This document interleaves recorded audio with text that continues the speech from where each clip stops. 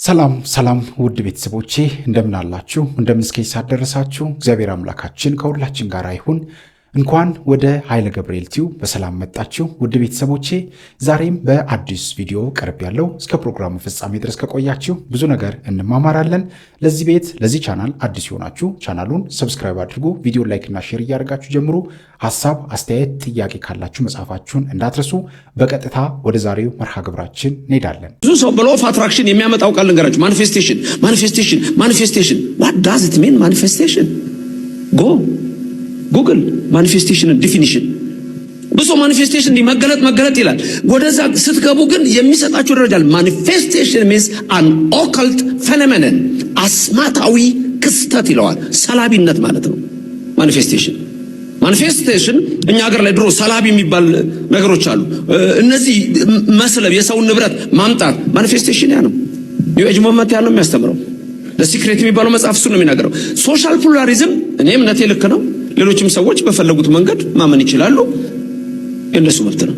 ሜታፊዚካል ፕሉራሊዝም ግን ሰይጣንም ልክ ነው፣ እግዚአብሔርም ልክ ነው። ቅድም የተባለው እሱ የሜታፊዚካል ፕሉራሊዝም ነው። አንድ ሰው እዚህ የሚካኤልን ንቅሳት አድርጓል በቀኙ፣ በግራው ደግሞ የሰይጣንን አድርጓል። ዲሲ ያለች አንድ ወዳጄ አለች፣ እመቤት ፍቅሩ እና ተስፋዬ ገብረ እግዚአብሔር፣ እነሱ ሱቅ ነበራቸው ዋሽንግተን ዲሲ ላይ ትልቅ ሱቅ ነበራቸው። እዛ መጥቶ ነው በዚህ መልአክ በዚህ ሰይጣን አድርጓል፣ ለምንድን ነው እንደሱ ያደረከው ብላ ጠይቀው ነው። ይሄ ደግ ሲያሰራኝ ይሄ ክፉ ሲያሰራኝ ባላንስ አደርጋለሁ። ይሄ ፍጹም አይሆን ነው። ሁለት እግር አለኝ ተብሎ ሁለት ዛፍ ላይ አይወጣም። ቅድም ዶክተር መዝገቡ ሲገልጥ ብርሃናዊ ጨለማ አይነት ነገር፣ ጨለማዊ ብርሃን የሚባል ነገር የለም። ሃይማኖት የመምረጥ ነው። ራሱ በእኛ በኦርቶዶክስ እምነት ክርስቶስ ዳኛ ነው፣ በቀኝና በግራ ያቆማል ነው። ሌላ ነገር የለም። መንገዱ ወይ በጠባቡ ነው የምትሄደው ወይ በሰፊው ነው የምትሄደው፣ ሌላ ነገር የለውም። ሁለተኛው ደረጃ ሜታፊዚካል ደረጃ ይደርሳሉ ይላል። ይሄን የኒው ኤጅ ሙቭመንትን እንቅስቃሴ ካጠኑ ሰዎች የሚነግሩ ነው። ሶስተኛው ደረጃ ስፒሪቹዋሊዝም ነው ይላል። ተመልከቱ። አንደኛ ደረጃ ሃይማኖተኛነት እንበለው ስነ መለኮት፣ ሁለተኛ ደረጃ ሜታፊዚካል፣ ሶስተኛ ደረጃ ስፒሪቹዋሊዝም። በአማርኛ ስፒሪቹዋሊዝም ማለት ነው መንፈሳዊነት። ደስ አይልም መንፈሳዊነት? የትኛው ነው መንፈሳዊነት ግን ሶስተኛ ደረጃ ላይ የተቀመጠው? ድንገት እግዚአብሔርን አምኖ በመንፈስ ቅዱስ መመራት እንዳይመስላችሁ። ስፒሪቹዋሊዝም ማለት ቀጥታ ሰይጣናዊነት ማለት ነው። እዚህ ላይ በዝርዝር ታወጣላችሁ። መንፈሳዊነት ማለት ሰይጣናዊነት ነው። አንዱ ንግግራቸው ሞደርን የሆኑ የሚመስላቸው ሰዎችና በዚህ ሐሳብ ያሉ ሰዎች በጣም መጠንቀቅ ያለባቸው ነገር አንዱ ምን የሚሉት አይነት አስተሳሰብ አላቸው። ሪሊጂየስ። ይሄ በጣም የተለመደ የኒው ኤጅ ሙቭመንት ንግግር ነው። እኔ የዛሬ 7-8 ዓመት ሁለት ልጆች አንድ ቦታ ጋር በዚህ አይነት አይዲያ ሲያወሩ አነጋግሬያቸው ነበር። ምንድነው የምትከተሉት? እንዴ ነው? እኛ መንፈሳዊ ነን ግን ሃይማኖተኛ አይደለንም። ምክንያቱም ሐሳቡ ምንድነው? የተዋቀሩ ሃይማኖቶች ወይም እምነቶች መፍረስ አለባቸው ከሚለው አስተሳሰብ ይመጣል። መንፈሳዊነት እዚህ መጽሐፍ ላይ ለምሳሌ 3-4 አይነት መንፈሳዊነት ታገኛላችሁ። እነዚህ መንፈሳዊነቶች ከሃይማኖት ውጪ ናቸው፣ ከእምነቶችም ውጪ ናቸው። ለምሳሌ ሴታኒዝም፣ 2 ሉሲፌሪያኒዝም፣ 3 ስፒሪቹዋሊዝም፣ 4 ፖዚቲቪዝም። እንደውም እዚህ ላይ የሚቀመጠው ስፒሪቹዋሊዝም ፖዚቲቪዝም ነው የሚያስቀምጠው ሰውየው። ስነ መለኮት የእምነት ደረጃ፣ የሜታፊዚካል ደረጃ፣ የፖዚቲቪቲ ደረጃ። ፖዚቲቭ የሚለውን ቃል ስታው ደስ የሚል ነው። ሳይኮሎጂ የምታውቁ ሰዎች ስለ ፖዚቲቭ ቲንኪንግ ታውቃላችሁ። በኒው ኤጅ ሙቭመንት ያለው ፖዚቲቭ ቲንኪንግ እና በሳይኮሎጂካል ያለው ኮንሰፕት የተለያየ ነው። ስለዚህ አሁን ሴታኒዝም ሰይጣናዊነት ነው። ሉሲፈሪኒዝም ደግሞ ሳጥናኤላዊነት ነው። ሁለቱ እምነት ተቀርጾለት ነው ያለው። ዴቪል ቸርች የሚለውን ተውት፣ ወጥቷል በግልጽ ስለመጣ። ይሄኛውም እንደዛው ነው። ሴታኒዝም እና ሉሲፌሪያኒዝም ማለት በአብዛኛው በኒው ኤጅ ሙቭመንት ሁለት ነገሮች በጣም ትኩረት ሊሰጣቸው ይችላሉ። ኢንላይትንድ መሆን፣ አዌክንድ መሆን የሚሉት ናቸው የሚደጋገሙት። ሉሲፈር ደረጃ ላይ መድረስ የሚል ነው። ለዚህ ነው ለአገርም አይጠቅም ለሰውም አይጠቅም ኢንዲቪጁዌቲንግ የሚሉት ኮንሰፕት አለ። አንድ ሰው ብቻውን እንዲቀር ብቻውን ይሆናል። ኢንዲቪጁዌቲንግ ነው የሚሉት። ራሳቸው ውስጥ ነው የሚገቡት፣ ወራሳቸው ነው የሚመጡት። በነገራችን ላይ ብዙ ሰዎች ውጭ ሀገር ቻነልስ አሉ። ቻነልስ እነዛን ቻነልስ ማንትራዎች ሜዲቴት እያደረጉ ይሄዱባቸዋል። መጨረሻ ላይ ኒርቫና ደረጃ ይደርሳሉ። አብዛኛው ሰው በተለይ ከዌስተርኑ ሐሳብ ሲቀላቀልበት ራሱን ያጠፋል እዛ ደረጃ ሲደርስ። ስለዚህ ሴታኒዝም፣ ሉሲፌሪያኒዝም፣ ፖዚቲቪዝም፣ ስፒሪቹዋሊዝም የሚባሉት ኮንሰፕቶቹ የተለያዩ ናቸው። ስፒሪቹዋሊዝም ከርኩሳን መናፍስት ጋር መገናኘት ማለት ነው። የኒው ኤጅ ሞመንት አንዱ ትልቁ ትምህርት ያ ነው። መስገድ፣ መጸለይ፣ መንበርከክ ስትጀምሩ መንፈሳችሁ ይለያል። ፈታኝ እንኳ ውስጥ ኖሮ እያለ መንፈሳችሁ በሰዎች ዘንድ ይለያል። ያ መለየት ደግሞ ለእናንተ ምን አለ ማለት ነው? ተስፋ አለ፣ ኃይል አለ፣ በረከት አለ፣ ረድኤት አለ። ባዶህን እንኳ ቆመህ እግዚአብሔር በሙላት ውስጥህን ያሳምረዋል። እኛ ከውጭ ብናምር ውስጣችንን ከተነጠቅን ምን ዋጋ አለው? እንደ ዘመኑ ትውልዳችን በጌጥና በልዩ ልዩ የውበት ነገር ብንኳኳል ውስጥ ጠፍቶ ከውጭ ብናምር ተጨማሪ ጠላት እንስባለን እንጂ በእውነት መንፈሳችን መልካም አይሆንም። በመንፈስ አንድ የሆኑ ትውልዶች ተስፋን አቆይተዋል። ለምሳሌ በመንፈስ አንድ የሆኑ እመቤታችንና ኤልሳቤጥ በመንፈስ አንድ ነበሩ። ቃሎቻቸውና ድምፆቻቸውን ስንፈልግ ደግሞ ኤልሳቤጥ ለቅድስት ድንግል ማርያም እንዲህ አለች፣ እንዴ እኔ ወደ አንቺ መምጣት ነበረብኝ እንጂ አንቺ ወደ እኔ እንዴት ትመጫለሽ? የጌታዬ እናት ያመነች ብፅዕት ናት እያለች ተቀበለቻት። ይሄ የምን አንድነት ነው? የመንፈስ አንድነት ነው። ባልና ሚስቶች የመንፈስ አንድነት ከሌላቸው እያጉረመረሙ እየተበሳጩ ጊዜያቸውንና ጋብቻቸውን እየረገሙ ይኖራሉ። ይላሉ፣ ይጮሃሉ፣ እንደገና ደግሞ ይቻቻላሉ፣ እንደገና ለመደማመጥ ይሞክራሉ። በመጨረሻ ከሁለቱ አንዱ እኔ እኮ አልደመጥም ይልና ዝም ይላል፣ ወይ እሷ ዝም ትላል። የመንፈስ አንድነት መንፈሳችንን አለየነውም። አያችሁ፣ አለየነውም። መንፈሳችን አስተማሪ አይደለም። መንፈሳችን ቅዱስ እንዲሆን አልታገልንም። መንፈሳችን ኃይል እንዲኖረው፣ ጉልበት እንዲኖረው፣ ብርታት እንዲኖረው የእግዚአብሔርን በጎነትና ረድኤት በስጦታው በኩል አልፈን ለትውልድ የሚበጅ ተስፋ እንድንሆን አልተዘጋጀንም። አቤቱ እግዚአብሔር ሆይ፣ አቤቱ መንፈሳችንን ቅዱስ አድርግ። ከዛ ደግሞ ነፍስ አለች። አያችሁ፣ ነፍስ መንፈስ ቅዱስ በሚኖርበት ጊዜ ህሊናችን ያምራል። ምናችን ያምራል? ህሊናችን ውስጥ ያለው ይሄ የህይወት መዝገብ ክፍሉ በውስጥ ያለው የኮምፒውተሩ የውስጠኛው መዝገብ የውስጠኛው ኃይል ማይሆናል መንፈስ ቅዱስ። መንፈስ ቅዱስ በሚኖርበት ጊዜ ከጠላት ጋር መገፋፋት አለ። ከተወለድንበት ባህሪ የመጣም ጠላት ዝም አይልም እኮ። ከፍልስፍናም የመጣው ዕውቀት ከባህሪ ጋር ይዛመዳል። አንዳንድ ጊዜ የዚህን ዓለም ሎጂክ በምናብላላበት ጊዜም ሁኔታው እጅግ በጣም ግራ እንጋባለን። ከዓለም አንጻር ትልቅ ደረጃ እንደርሳለን ብለን ከዛሬ 50 ዓመት በፊት ያቀዱ ወገኖቻችን አልደረሰም። የትውልድ ድቀት፣ የትውልድ ውርደት ሲጨምርና ሲበዛ አዩ እንጂ በበረከት ቆመን በፍቅርም ጸንተን በጸጋና በሞገስ ተራምደን ዘመናችንን የሚዋጅ አስተሳሰብ ይዘን የዘመኑንም ቴክኖሎጂ ተጠቅመን የደከሙትን አበርትተን የሚያርሰውን በቀላል ዘመናዊ ዕውቀት ገንብተን መራመድ አልቻልንም። የተማርነው ትምህርት ከመንፈስና ከነፍስ ጋር የሚዋሃድ አልነበረም። ስጋዊ ዕውቀታችን ወደ ቲዎሪ ተሸጋገረና ቲዎሪ ስንበላ፣ ስናኝክ፣ ስናወጣ፣ ስናወርድ፣ በሌሎች ፍልስፍና ስንጫን ከማቴሪያላዊ ዕውቀት ወጥተን እንደገና ደግሞ ጠብን፣ ጉስቁልናን፣ እልህን፣ እብሪትን፣ ትዕቢትን በባህሪያችን ውስጥ አነገስንና ሁላችንም አንድ ላይ ወደቅን። የመተያየታችን ሞገስም ጥላቻ ሆነ። የመተያየት ባህሪያችን ከመቃብር ስፍራ አላለፈም። የመገባበዛችን ዋጋ እልህ ያለበትና ቁጭት፣ ቅናት እና እንዴት ደግሞ እዚህ ደረሰች፣ እንዴት እንደዚህ ደረሰ፣ ይህንንም ነዳ፣ ይህንንም በላ፣ ይህንንም ለበሰ እያልን ወደ መቁጠር ደረጃ የደረስነው አያችሁ፣ መንፈሳችንን አለየነው፣ መንፈሳችንን አላወቅነው። መንፈሳችንን ቅዱስ እንዲሆን አባቶቻችንም አልታገሉም። መንፈሳችን ሰማያዊ ኃይል ያለበት እንዲሆን አልረዱንም። መንፈሳችን የተባረከ እንዲሆን የልቦና መገዛትንና የህሊና በረከትን ለመስጠትም ለመቀበልም እድሉን አጣነው። በመቃወምና በመሰለቻቸት ባህሪያችን እጅግ በጣም ተጎዳ። መንፈሳችንን አለየነው።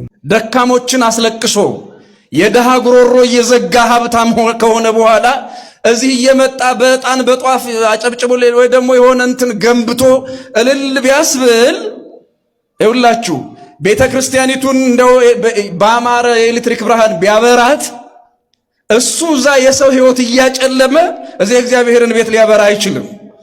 ብዙ ዕጣን፣ ብዙ ጧፍ፣ ብዙ ሻማ እየላከ እዚህ ቤተ ክርስቲያን ብርሃን ቢያበራ እዚያ የእሱ ሕይወት ከጨለመ ቤተ ክርስቲያን በዚህ አትደሰትም፣ እግዚአብሔር በዚህ አይደሰትም። ስለዚህ ከሚቃጠል መስዋዕት ይልቅ እግዚአብሔርን ማወቅ እወዳለሁ ይላል በነቢዩ ሆሴዕ አድሮ አምላካችን እግዚአብሔር። እግዚአብሔርን ከማያውቁ ሰዎች የእግዚአብሔር ያልሆነ ገንዘብ ወደ ቤተ ክርስቲያን አይመጣም። እግዚአብሔርን ማወቅ ነው የሚቀድመው እና በየትኛውም መንገድ ያልተጣራ ገንዘብ እንደ ቤተ ክርስቲያን ስርዓት ነው የምነግራቸው። አሁን ይሁን አይሁን እኔ አላቅም።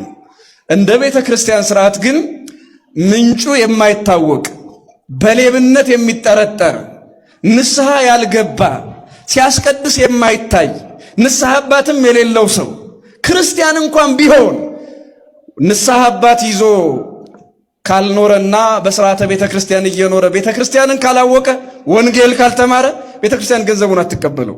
ይህን ስንል ብዙ ባለ ሀብቶች ሊያኮርፉ ይችሉ ይሆናል። ስጋቸውን አሳዝነው ነፍሳቸውን ቢያስደስቱ ይሻላቸዋል። ገንዘብ እየላኩ እነሱ የሚቀሩ ከሆነ መንግስተ ሰማያትን የሚወርስ ጧፍ የለም። መንግስተ ሰማያትን የሚወርስ ሻማ የለም። መንግስተ ሰማያትን የሚወርስ ሲሚንቶና ድንጋይ የለም።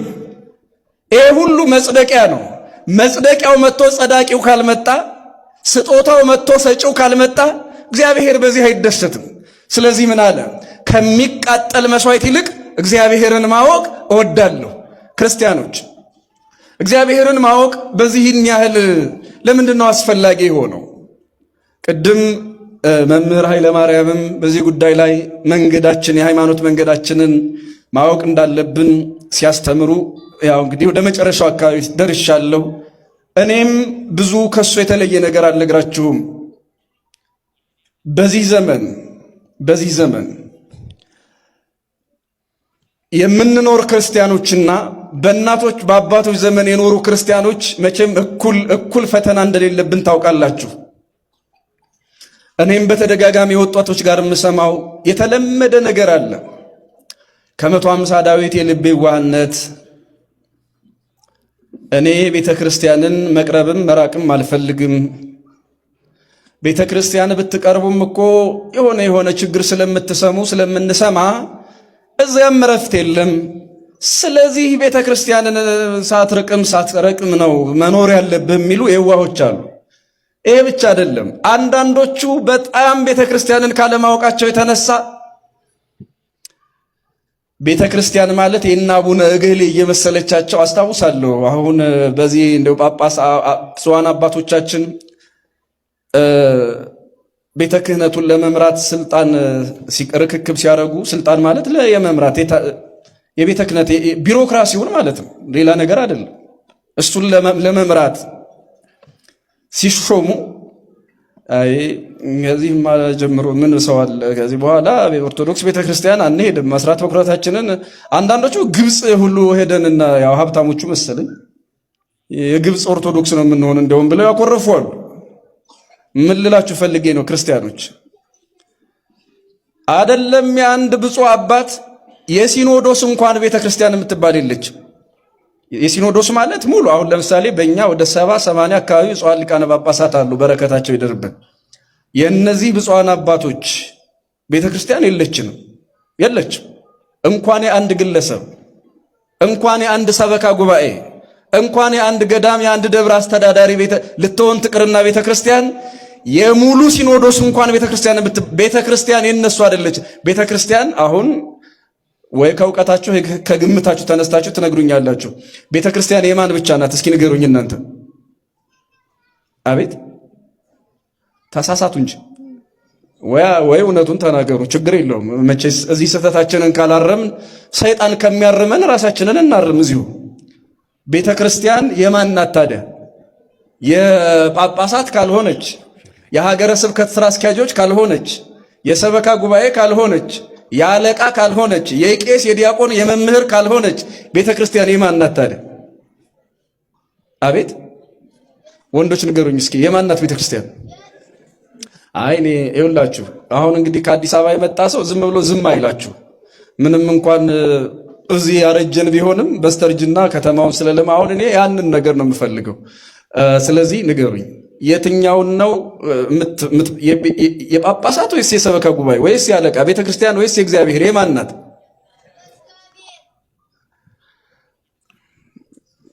ችግሩ እኮ አሁን ይኸውላችሁ ይሄ ሰሜን ኢትዮጵያ ችግሩ በቃ ምን ይለፈልፍብናል? ዝም ብሎ እሱ አይነግረንም እንዴ እያለኝ ነው አሁን ይሄ። እሺ እንዴ ገደል እንኳን ማሚቶ አለው እንዴ ተው እንጂ መልሶ ያስተጋባል። እና እሺ ዲያቆኑ ተንሥኡ ለጸሎት ሲል እየደጋገመ ምን ትላላችሁ? እስኪ አስቀድሳችሁ የምታውቁ ሰዎች አቤት ዲያቆኑ የሚለው አለ፣ ህዝቡ የሚለው አለ። አውደ ምሕረትም እንደዚያ ነው። ስለዚህ ለምን ጠየቀን እንዳትሉ ተሰጦ ይመለሳል አውደ ምሕረቱም ላይ። ይሄንን ካልኩ ቤተ ክርስቲያን የክርስቶስ ሀብት ብቻ ናት። ቤተ ክርስቲያን የማን ሀብት ብቻ ናት አልኳችሁ? አቤት የአባገሌ የሚባል ወይ አባገሌ እንደነገርኳችሁ ነው። የፓትርያርክ የሚባል ቤተ ክርስቲያን እንኳን የለም። ምናልባት ኃላፊዎቻችን ናቸው፣ መሪዎቻችን ናቸው መንፈሳዊውን አመራር ለመስጠት ተሾሙ እንጂ በጳጳሳት ደም የተመሰረተች ቤተክርስቲያን የለችም። በሰበካ ጉባኤ በአለቃ በመምህር ደም የተመሰረተ ቤተክርስቲያን የለም። ቅዱስ ጳውሎስ በነቢያትና በሐዋርያት መሰረት ታንጻችኋል ቢል በትምህርታቸው ማለት ነው እንጂ ጴጥሮስ ደም ላይ የተሰራ ቤተክርስቲያን የለም። በጴጥሮስ ስብከት አለ። በእነ ኢሳይያስ ትንቢት የተሰራች ቤተክርስቲያን ትኖራለች በትምህርታቸው። በነቢያት ትንቢት በሐዋርያት ስብከት የጸና ሃይማኖት የጸናች ቤተክርስቲያን ትኖረናለች። ከዚያ ውጭ ግን ቤተክርስቲያን የተመሰረተችው በክርስቶስ ደም ነው።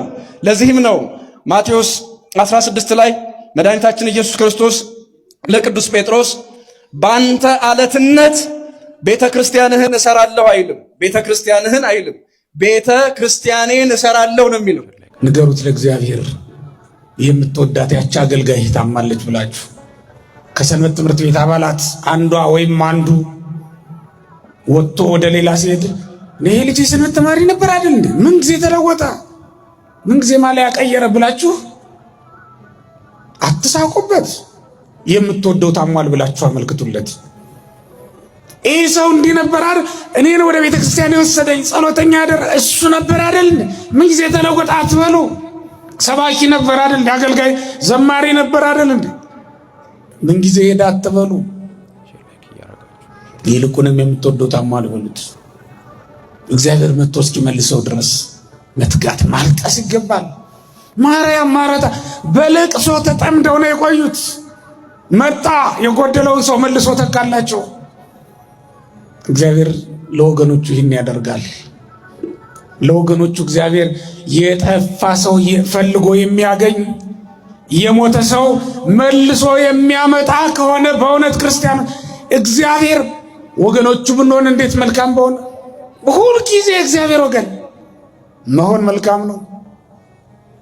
በችግራችን ጊዜ ሁሉ የሚደርስ ስለሆነ ነው ይሄን የምላችሁ። በቢታንያ የማርያምና የመርታ ብዙ ወገኖች ሊኖሯቸው ይችሉ ይሆናል። ግን አንዱም በዛ መጽሐፍ ውስጥ የነሱን ግዳጅ ሲፈጽሙላችሁ አልታየም። ከወገኖቻችሁ እግዚአብሔር ያደረገላችሁን ነገር ሊያደርግላችሁ የሚችል ማን ነው? ከወገኖቻችሁ አይን ሊሰራላችሁ የሚችል ሰው አለ እንዴ? ከወገኖቻችሁ እጅና እግር ሊያበጅላችሁ የሚችል ሰው አለ እንዴ? ከወገኖቻችሁ አንዱ ምናልባት እንደ እጅ እንደ እግር ሆኖ ለአንድ ቀን ለሁለት ቀን ሊያገለግላችሁ ይችል ይሆናል። ግን አንድ ቀን እግራችሁ ቢያዝ፣ አንድ ቀን እጃችሁ ቢያዝ ፈቃዳችሁን ይፈጽም ዘንድ ይቻለዋልን? ደስታችሁን ይመልሳልን? አይደለም። ከእግዚአብሔር ወገን በመሆናችን ግን ሁሉን እናገኛለን ክርስቲያኖች። ስለዚህ በዚህ ደስ ሊላችሁ ይገባል ከእግዚአብሔር ወገን በመሆናችሁ። በዚህ ልትኮሩ ይገባል ከእግዚአብሔር ወገን በመሆናችሁ። በዚህ ልትጽናኑ ይገባል ከማን ወገን በመሆናችሁ? ከእግዚአብሔር ወገን በመሆናችሁ ልትጽናኑበት ልትደሰቱበት ይገባል። ሁሉም የተሟላ የሚሆነው ከእግዚአብሔር ወገን ስንሆን ስለሆነ ነው። ለእግዚአብሔር እኛ የተለየን ስንሆን እግዚአብሔርም ለእኛ የተለየ ይሆናል። እኛ እኮ ለእግዚአብሔር የተለየን፣ ምክንያቱም እንደ ሌላው ፍጥረቶቹ ብቻ አይደለንም፣ ልጆቹም ነን። በልጅነት መንፈስ ነው የለየን። ስለዚህ እግዚአብሔር አባታችንም ነው። ለሌሎቹ ዳረጎቱን ከፍ ያደረገ እንጀራውን ሲሰጥ ያያችሁት እንደሆነ፣ ቀድሞ ለሌሎቹ ዳረጎት ሲሰጥ ያያችሁት እንደሆነ አትቅኑ። ምክንያቱም እናንተን ዝም ያላችሁ እናንተን ያለፋችሁ የሱ የሆነው ሁሉ እናንተ ስለሆነ ነው። አንዳንዴ አባት እንደዚህ ያደርግ የለ ለጎረቤት ያስቀድማል። ስጦታም ማንኛውንም ነገር ለጎረቤት ያስቀድማል። ከዚያ በኋላ ለልጆቹ ይሰጣል። ለምንድን ነው? ልጆቹን ረስቷቸው መሰላችሁ ወይም ጠልቷቸው አይደለም። የሱ የሆነው ሁሉ የነሱ እንደሆነ ስለሚያውቅ። ስለዚህ እግዚአብሔር በዚህ ምድር ካለው በረከት የነፈገን ለአሕዛብ ግን ያበዛላቸው ከመሰላችሁ ተውት። የኔ የሆነ ሁሉ ያንተ ነው እያለህ ነውና፣ እኔማ በቤቱ ነው የምኖረው። በቤቱ መኖሬ ብቻ በቂ ነው። እነሱ እኮ መኖሪያ የላቸው። በዓለም ሲኖሩ ዋዕይ ይመታቸዋል፣ ቁር ያገኛቸዋል ብላችሁ አስቡላቸው። ቤት የሰራላቸው ለዚህ ነው ወገኖቼ። ግንብ የገነባላቸው ለዚህ ነው ለሌሎች። እናንተን ግን በቤቱ ስለሚያኖራችሁ ነው። ለተሻለ ነገር አቆይቷችሁ ነው ዝም ያላችሁ የመሰላችሁ ለዚያ ነው። ለእናንተ ግን በሰማይ የተጠበቀ ደስታ ስላላችሁ ነው። በምድር ደስታችሁን ያጎደለባችሁ ልጅ በመንሳት ሀብት በማጉደል እግዚአብሔር ደስታችሁን ያሳነሰው የመሰላችሁ በሰማይ የተጠበቀ ደስታ ስላላችሁ ነው። እንዲያውም በወንጌል ዛሬ የሚያዝኑ ምንድናቸው? ብፁዓን ናቸው መጽናናትን ያገኛሉና ብሎ የተናገረውም ስለ እናንተ ነው፣ ስለ ወገኖቹ ነው፣ ስለኛ ስለ ሕዝቦቹ ነው። መጽናናታችንን በሰማይ ስላደረገው ነው እግዚአብሔር። እና እንዴት የተጠበቀ ደስታ፣ እንዴት የተጠበቀ እረፍት፣ እንዴት የተጠበቀ ሀብት እያለን ዳረጎት በተሰጣቸው እንቀናለን። የዳረጎት ትልቅ የትም አያደርስም። ዋናውን ሀብቱን መውረስ ነው ዋናው ነገር። የእግዚአብሔር ወገን ናችሁ። አንደኛ ጴጥሮስ ምዕራፍ 2 ቁጥር 10። እግዚአብሔር ይወላችሁ ብንሰርቅም ይወደናል። ወርቅ ነና ይወደናል ብንሰርቅም፣ ዛግን እንጂ ወርቅነታችን አልለቀቅም። አንድ ወርቅ በጭቃ ውስጥ ቢሆንም በጭቃው ውስጥ ሆነ ይባላል እንጂ አፈር አይሆንም። አንድ ክርስቲያን ተመልከቱ፣ ከክርስትና እምነቱ ቢወጣ እንኳን ክርስቲያን ከክርስትና እምነቱ ቢወጣ እንኳን ሲመጣ የልጅነት ጥምቀት አይደለም የሚጠመቀው፣ ዝገቱን የሚያስለቅቅ ቀኖና ነው የሚሰጠው። እንደገና ወደ ቤቱ ነው የሚመልሰው። በቤቱ ያለ ሳለንም ይወደናል፣ ስንጠፋም ይወደናል፣ ሌባ ስንሆንም እግዚአብሔር ይወደናል። ይወደናል ማለት ግን አይፈርድብንም ማለት ግን አይደለም። ግልጽ ነው አባባል። ይወደናል። እሺ ወዶ ምን አደረገ ካልከኝ አንድ ብቻ ተናግሬ ልጨርስ። እግዚአብሔር ይወደናል አይወደንም? እኛን ወደዋለን አንዲሱ ልቶ ትምህርቴም ስላልሆነሽ እግዚአብሔር ከወደደን እግዚአብሔር የሚወደን ከሆነ ምን አረገልን ካልከኝ ኃጢአት ሰርተንም በንስሐ ይመልሰናል። በሉ እስኪ ሁላችሁ በድለነውም በሉ እንጂ ይመልሰናል። ምን ብለነው? እውነት ከድንግል ማርያም በቀር እግዚአብሔርን ያልበደለ ኃጢአት ያልሰራ ፍጡር የለም። ከድንግል ማርያም በቀር አብርሃም አዎ እሺ፣ ሌላም ጥሩ ሙሴ አዎ በድሎታል፣ ዳዊት አዎ አመንዝሯል። ሌሎቹም ነገሥታት የፈለጋችሁትን ጥሩ በንስሐ የተመለሱ ወርቆች ናቸው። ግን ስለዚህ ተመልከቱ፣ እግዚአብሔር እንደሚምረን የምናውቀው እግዚአብሔር እንደሚወደን የምናውቀው በድለነውም እንኳን ሳይጸየፈን እስከ መጨረሻው ልጆቼ ብሎ መቀጠሉ ነው። አሁን ተመልከቱ፣ እንዲህ የሚል ጽሑፍ አለ። ወነሳ እግዚአብሔር በእንተ ዘገብሮ ለሰብ የሚል ማለት ነው። እግዚአብሔር ሰውን ስለፈጠረ ተጸጸተ። በፍጹም እግዚአብሔር አይጸጸትም። ምን አለ ማለት ነው? እግዚአብሔር አያዝንም፣ እግዚአብሔር ደስተኛ ነው። ይህን ማወቅ አለባችሁ። እግዚአብሔር አዘነ፣ እግዚአብሔር ተከዘ የሚል ጽሑፍ ስታገኙ ሰው በሰራው ኃጢአት ፈረደ ነው ትርጉሙ።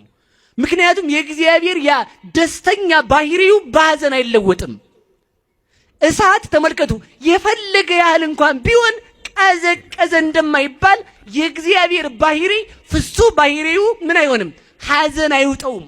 ስለዚህ ተመልከቱ፣ እግዚአብሔር ተጸጸተ ማለት ሰው ስለበደለ እግዚአብሔር ለሰው አዘነለት ማለት ነው። እስኪ በሉላችሁ፣ ሰው ስለበደለ በሉ። ታዲያ ምን በለው? ንስሐ ግባ ነው። አንዳንድ ሰው ይላል ቄስ ትናንት ኃጢአት ሰራው፣ እሺ ነገ ኃጢአት ሰራው፣ እሺ እንግዲህ በቃ መረረኝ ሰለቸኝ ትላላችሁ።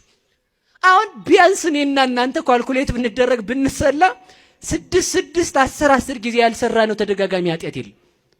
ስንት ጊዜ እንደው 10 ያልሰራ አለ እዚህ ውስጥ አለ? ኧረ 10 100 ይሞላል። የኛስ እውነት 100 ነው የሚሞላው። ታዲያ ምን ያደርጋል መሰላችሁ? ንስሐ አባቱ ጋር መጥቶ ለመናዘዝ ያፍራል። ከዚያ የከተማው ሰው ምን ያደርጋል? ገዳም ሹልከው ብሎ ይሄዳል። አልሰሙት ጋር ያዳርስ ማለት ነው። አልሰሜን ግባ በለው። እንዴ አይደረግም እኮ እንዴ! እግዚአብሔር አንድ ንስሐ አባት ያዘዘልህ አፍረህ እንድትተው እግዚአብሔርን መፍራቱ ስለቀረ ባይሆን ቄሱን አፍረህ ኃጢአት ከመስራት እንድታቆም። እንደው ምን ይሉኛል ዛሬም ኃጢአት ሰው ይዋላሉ። ገመድ ሰረኩ፣ ነገም ሄዶ ገመድ፣ ነገም ሄዶ ገመድ፣ ነገም ሄዶ ጭንቅ ሲላቸው ልጄ ግን ሁሌም ገመድ ነው የምትሰርቀው አሉት። አይ አባ ገመዱ ጫፍ ላይ በሬ ነበረ፣ መጀመሪያ ገመዱን ስለሳብኩት ነው አላሉ። እና ንስሐ ሲገባ እንዴ ነው አሁን ሰው። እኔ ግን እምላችሁ ይሄን አይደለም የሚያነሳን እስካልሰለቸን እኛ መግባት እንዴት እንሰለቻለን? የሚምረን ካልሰለቸን እኛ ለመማር እንዴት እንሰለቻለን? ስለዚህ ተመልከቱ፣ ንስሐ መግባት ሁሌ ማን ስለሚወደን በሉ እንጂ ማን ስለሚወደን። እግዚአብሔር ሂሳብ አያወራርድም። ይህን ስላደረግ ይህን አድርጋል ብሎ አይቀጣም እግዚአብሔር። ላስተማሩን፣ ለመከሩን፣ ለገሰጹን በእውነት እግዚአብሔር አምላካችን ረጅም ዕድሜን ያድልልን።